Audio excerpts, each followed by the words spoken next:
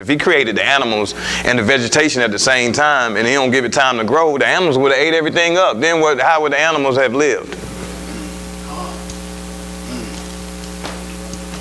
How would we have lived not having no meat? Well, that thing kind of baffles me as well, though. It's like they tell us we need oxygen from the plants. The plants were created before man. They say the plants live off carbon dioxide. Where did they get their carbon dioxide? But that's another story. That's another lesson. All right. So one day is 1,000 years for the Most High. So everything in the beginning of creation took 1,000 years to be established before the next thing was created. So it wasn't 7 days. It was 7,000 years, and the Most High rested on his 7,000 year for all his work. All right. Commentary. Peter himself references the creation and indicates that one day counts as 1,000 years in this reference to the creation.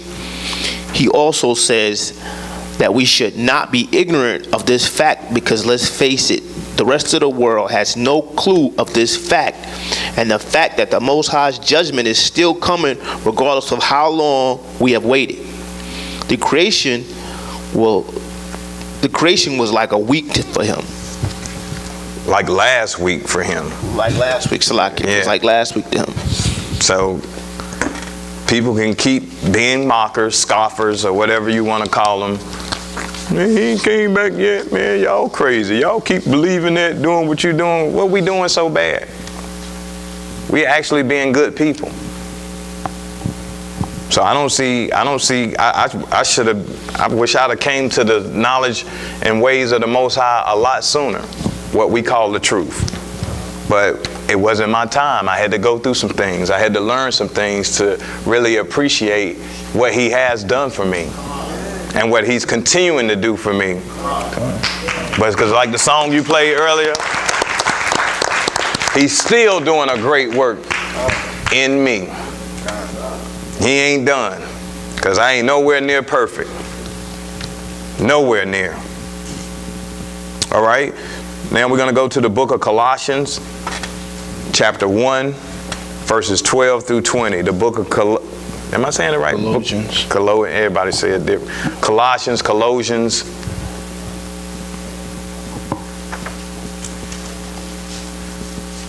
All right. Will you dare say kind?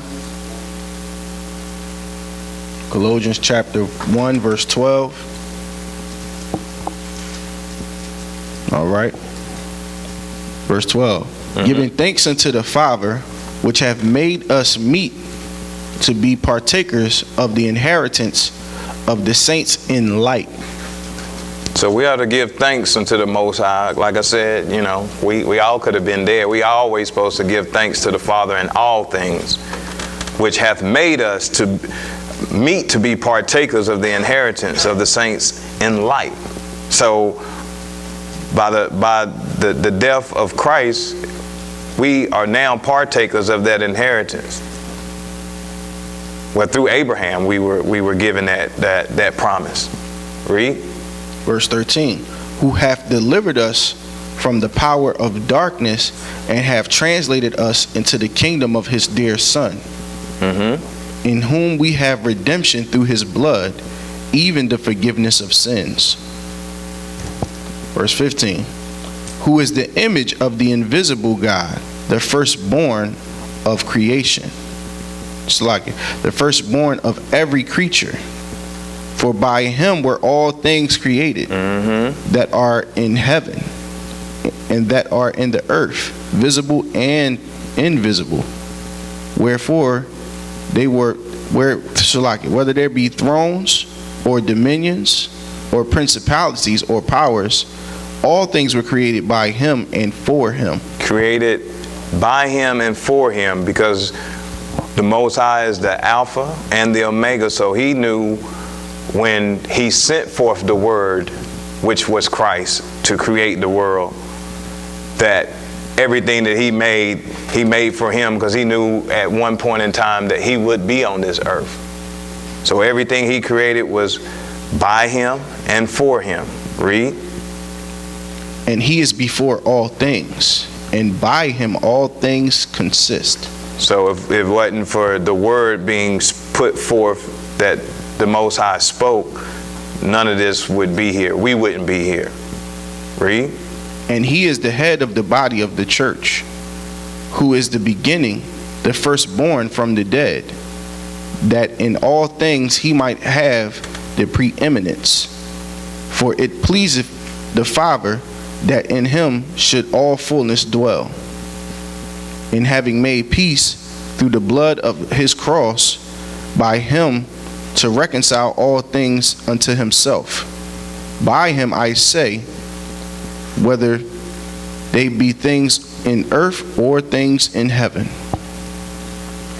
All right. So if it wasn't for Christ redeeming us through the blood, we would all still be in darkness. He taught the disciples to go out and teach us what we now know and has been compiled as what we know today as the Bible.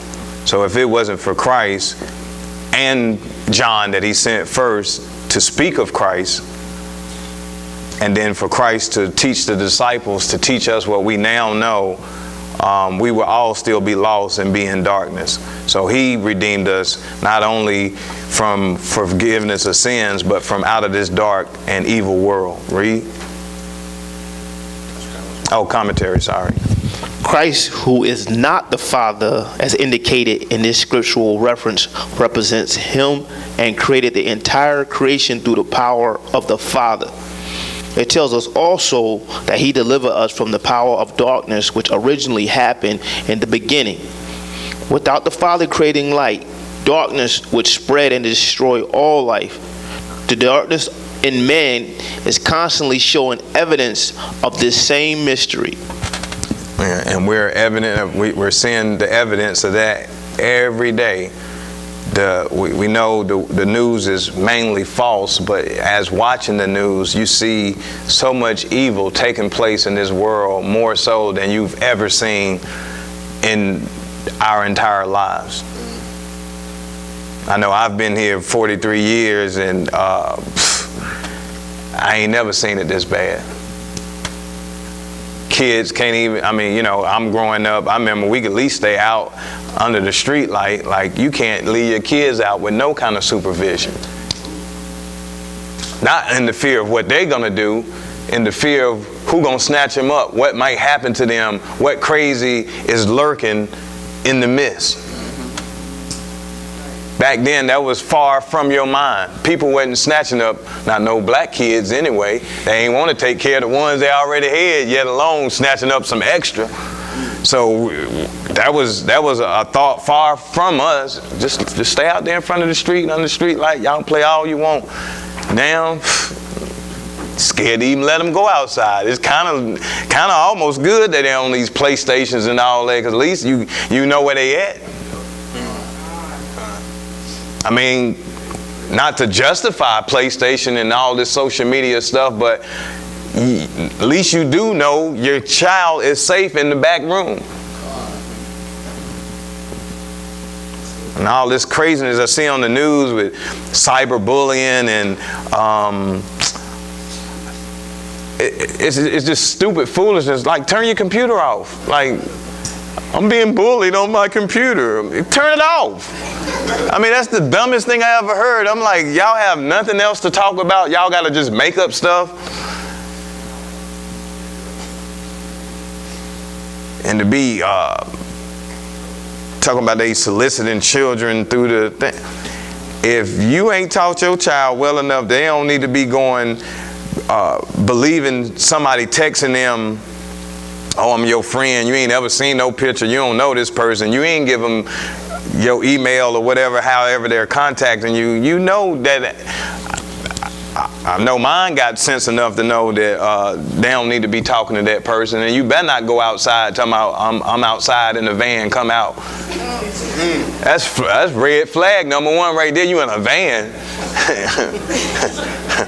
I'm 9 years old. What you doing in the van? Oh, my brother brung me. No. You better walked up the street because I'm going to know you from a neighborhood. I ain't about to, no. You had to come in the van. I ain't, no. That's crazy, man.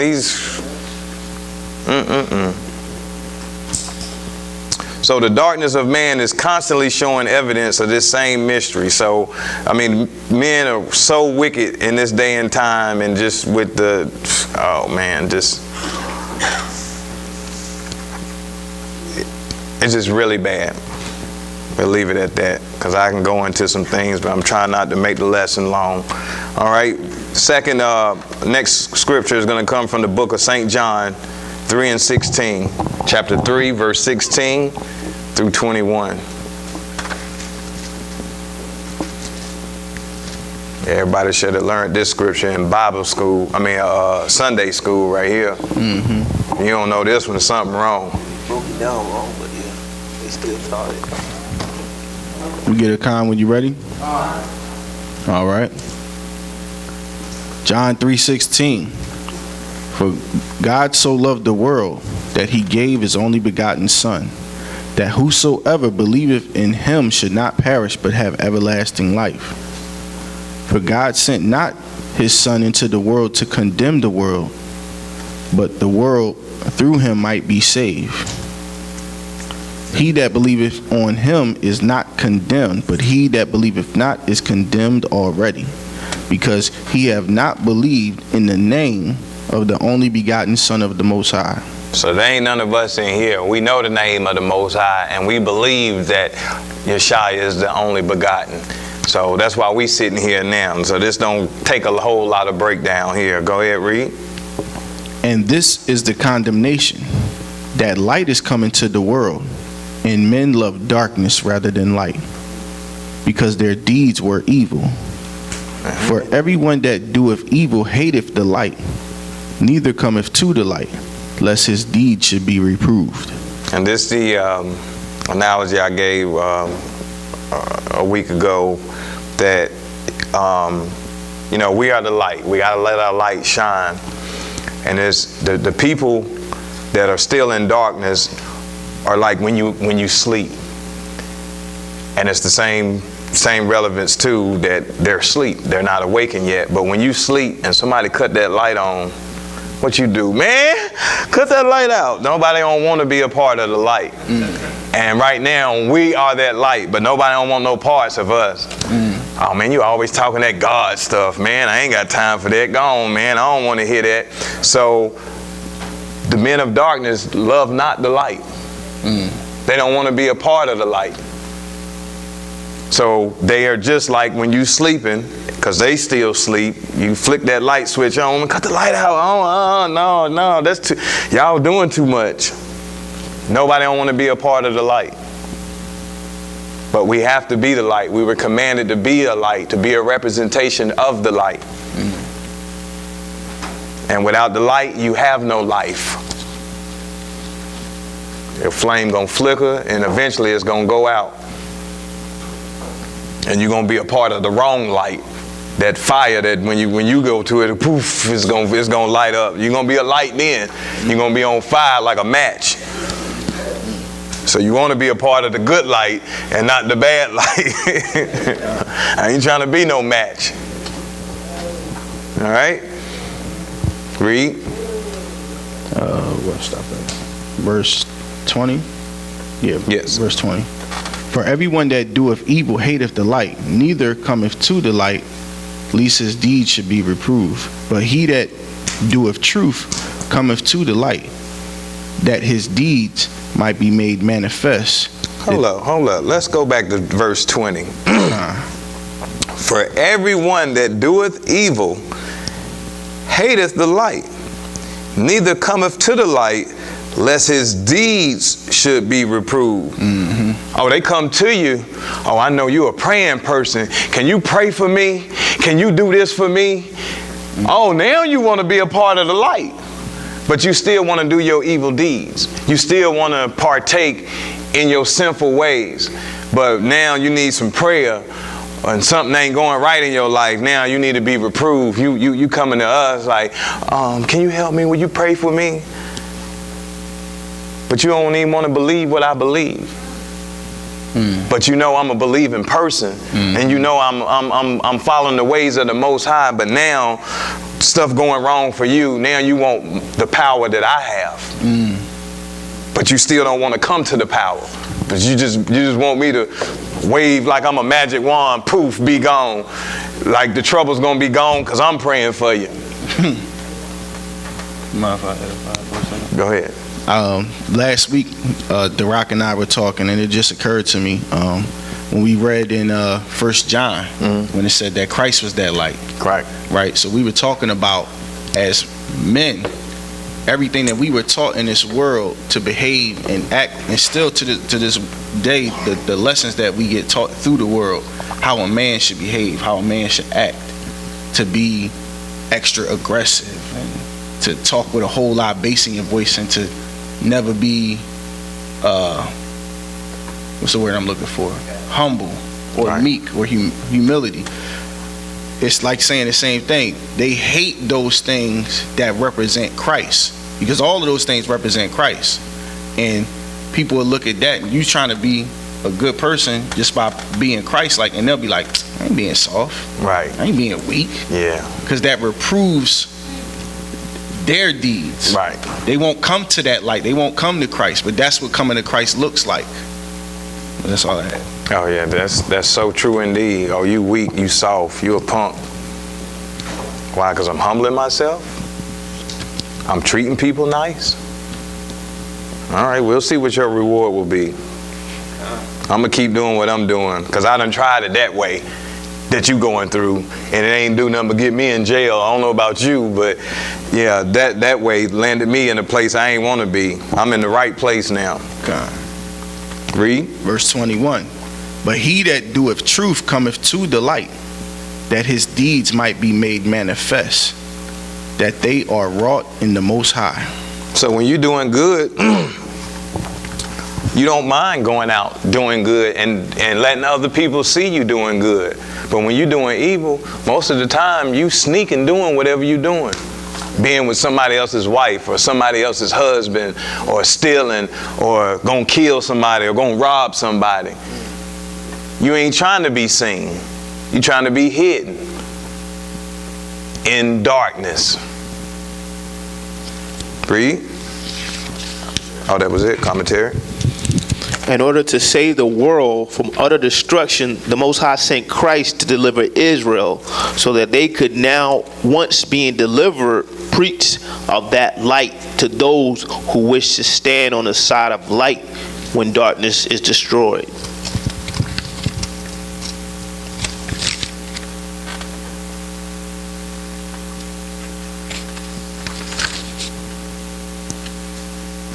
Where you? Revelation. Oh, okay. All right, now we're going to the book of Revelation, chapter 21, verses 21 through 27.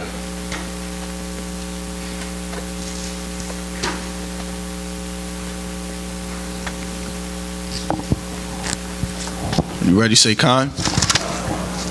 All right. Revelation chapter 21, verse 21. And the 12 gates were 12 pearls. Every servile gate, Several. every several gate was one pearl, and the street of that city was pure gold, as it was transparent glass. All right, now this is the time that we're trying to make it to be able to see the kingdom, and this is just giving you a brief description of what's to come. Read. And I saw no temple therein, for the Most High Power Almighty, for the Most High God Almighty, and the Lamb are the temple of it. Which we are right now, Acts 7 and 49 and 1 Corinthians 3:16. We are the temple. The Most High dwelleth in no temple made by hands. They can build all the churches they want, big as they want, but the Most High is in you. Christ is in you. If you're living for Christ and following after the ways of Christ, as well as obeying the Most High, doing the law, statutes, commandments, everything that's described in 1 John 5:3. This is for the love of God, that we keep